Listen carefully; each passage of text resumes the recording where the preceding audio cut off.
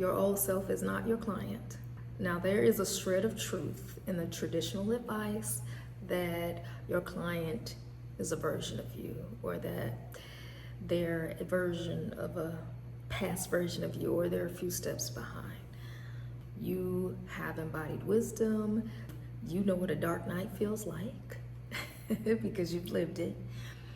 And it's true that you as a soul may be encoded to help someone navigate the terrain that you've already traversed. That's true. So your client may be walking a path that you have already walked, but they are not your past. They are their own being. They have their own soul's curriculum, and your job is not to rescue them from that just because you recognize the signs and see what they're going through. There's wisdom in the advice that your client is a past version, but when the wounds enter the scene, this is where there's a problem, because the karmic loop starts when you don't know the difference between holding space and holding responsibility. You think you can rescue someone because they remind you of who you once were, and you create offers and pricing and content posts for your former self instead of the clients who are ready to rise.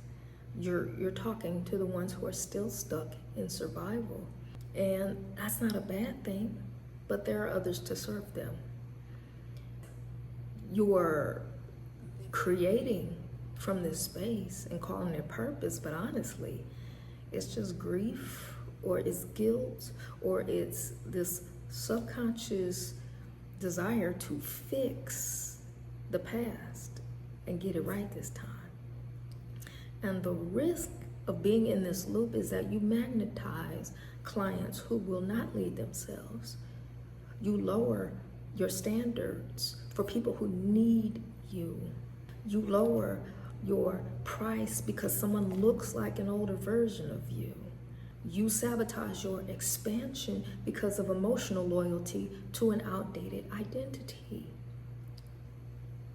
So while yes, the people who work with you may be walking a similar path, you're not here to save the people who you once were, because you're not who you were.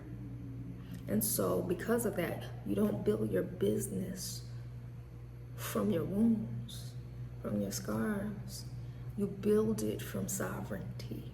You don't create content for the one who you now want to feel valuable. You create from the frequency of knowing you already are valuable. Your embodied wisdom is the guiding light, but is not a shovel to dig them out of a cave that they're not ready to rise from. Your old self is not your client. But when you live this teaching, that's when you start attracting clients who are self-led instead of emotional projects. That is when you create content for those who are ready to rise, not the ones you feel guilty leaving behind. You price from value, not from your old scarcity wounds. You no longer have this fear of charging for the woman you once were, right? Who might afford it, right? You're charging for the woman you now are. So your client may resemble your old self. But remember, that's not who you are now, and you're not here to rescue them.